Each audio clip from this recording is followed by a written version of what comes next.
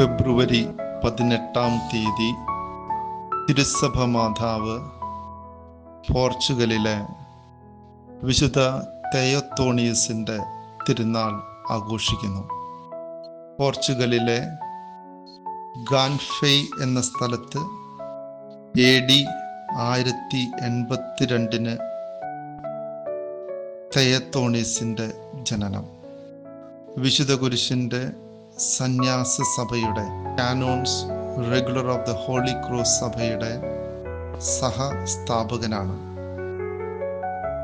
അദ്ദേഹം തന്നെയാണ് വിശുദ്ധ കുരിശിൻ്റെ സന്യാസ സഭയുടെയും പോർച്ചുഗലിൻ്റെയും ആദ്യത്തെ വിശുദ്ധൻ.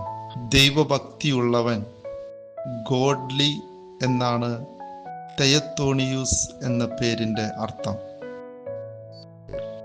ദൈവഭക്തി നിറഞ്ഞ കുലീനവും സമ്പന്നവുമായ ഒരു കുടുംബത്തിലാണ് അദ്ദേഹം പിറന്നത്. നല്ല ബുദ്ധിയും സാമർഥ്യവും ദൈവഭക്തിയുമുള്ള തെയോത്തോണിയൂസ് 10 വയസ്സായപ്പോൾ സെമിനാരിയിൽ ചേർന്ന് വൈദിക പരിശീലനം ആരംഭിച്ചു. വൈദിക വിദ്യാർത്ഥി ആയിരിക്കുമ്പോൾ തന്നെ ഏൽപ്പിക്കുന്ന ജോലികൾ വളരെ ആത്മാർത്ഥതയോടും വിശ്വസ്തയോടും എളിമയോടും കൂടെ ചെയ്തു. പ്രത്യേകിച്ച് ദേവാലയവും പരിസരവും പരിശുദ്ധമായി വൃത്തിയായി സൂക്ഷിക്കുമായിരുന്നു. ദൈവിക കാര്യങ്ങളോട് ചെറുപ്പത്തിലെ അദ്ദേഹത്തിന് പ്രത്യേകം താല്പര്യമുണ്ടായിരുന്നു. 1107 25 വയസ്സായപ്പോൾ കൊയിംബ്രയിലെ മെത്രാൻ അദ്ദേഹത്തിന് വൈദിക പട്ടം നൽകി. തെയോത്തോണിയൂസ് തപശ്ചര്യയുടെ ത്യാഗത്തിൻ്റെ മനുഷ്യനായിരുന്നു. സുഖഭോഗ വസ്തുക്കൾ ഉപേക്ഷിച്ചും അഹങ്കാരമില്ലാതെ അതിമോഹമില്ലാതെ ലൗകിക സുഖങ്ങൾ പരിത്യജിച്ച് ജീവിച്ചു. വിശുദ്ധ പൗലോസ്ലീഹ ഫിലിപ്പിയർക്ക് എഴുതിയ ലേഖനം 3-ാം അധ്യായം 7-ാം വാക്യത്തിൽ വായിക്കുന്നത് പോലെ, എനിക്ക് ലാഭമായിരുന്ന ഇവയെല്ലാം ക്രിസ്തുവിനെ പ്രതി നഷ്ടമായി ഞാൻ കണക്കാക്കി. ഇത് ക്രിസ്തുവിനെ നേടുന്നതിനും അവനോടുകൂടെ ഒന്നായി കാണപ്പെടുന്നതിനും വേണ്ടിയത്രേ. വിശുദ്ധ തെയോത്തോണിയൂസ് വിനീതനും ക്രിസ്തുവിനെ പോലെ ദാരിദ്ര്യ ചൈതന്യമുള്ളവനുമായിരുന്നു.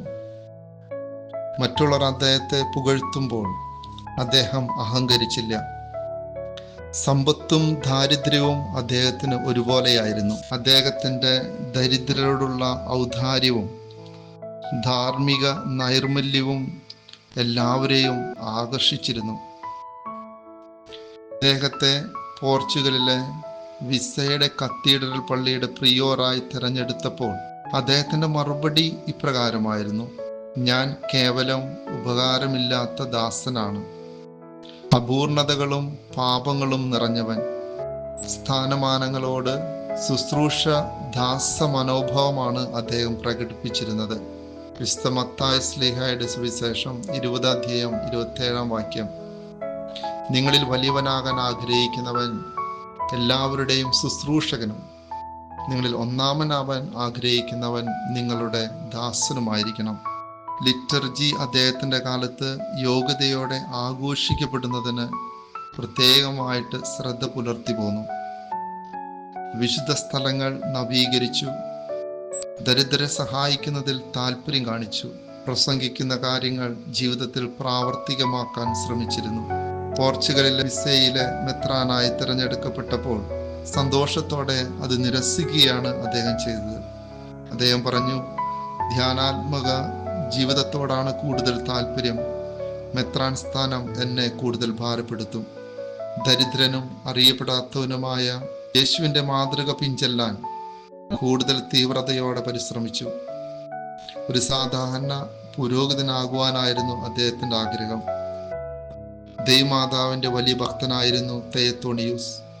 ഓരോ ശനിയാഴ്ചയും അദ്ദേഹം ദൈവമാതാവിൻ്റെ സ്തുതിക്കായി കുർബാന അർപ്പിച്ചിരുന്നു. ശുദ്ധീകരണ ആത്മാക്കളോടുള്ള സ്നേഹം ഓരോ വെള്ളിയാഴ്ചയിലും ശുദ്ധീകരണ ആത്മാക്കൾക്ക് വേണ്ടി അദ്ദേഹം ദിവ്യബലി അർപ്പിച്ചു. വിശുദ്ധ നാട് അദ്ദേഹം കൂടെ കൂടെ തീർത്ഥാടനം നടത്തുമായിരുന്നു.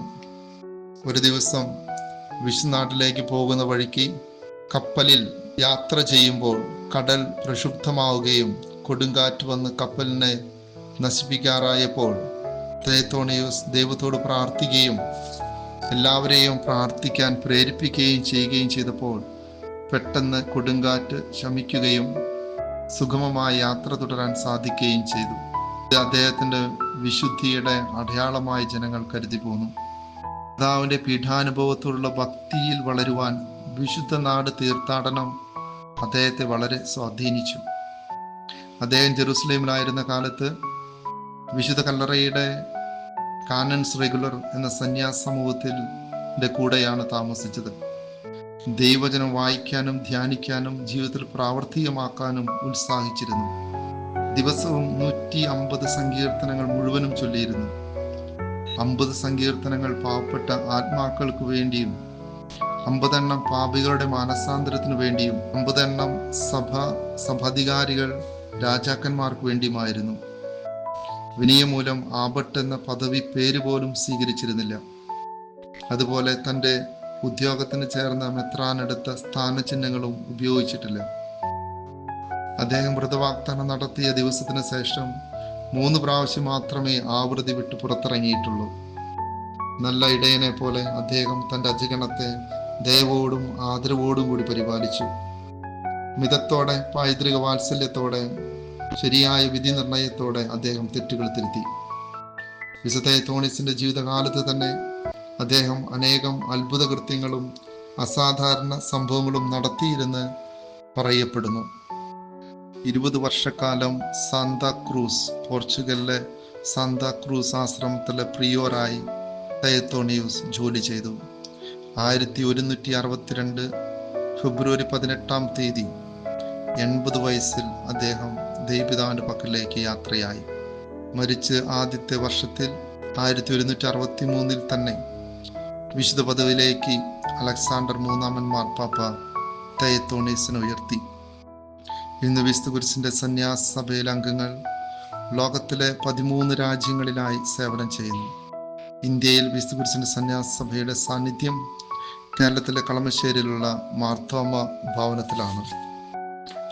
വിശുദ്ധ തെയത്തോണീസിന്റെ ധ്യാനാത്മകവും കർത്താവിന്റെ പീഠാനുഭവം, അദ്ദേഹത്തിന്റെ ദരിദ്രരോടുള്ള സ്നേഹവും സഭയോടുള്ള സ്നേഹവും നമുക്ക് പ്രത്യേകമായിട്ട് അനുകരിക്കാവുന്ന ഒരു കാര്യമാണ്. നമുക്ക് പ്രാർത്ഥിക്കാം.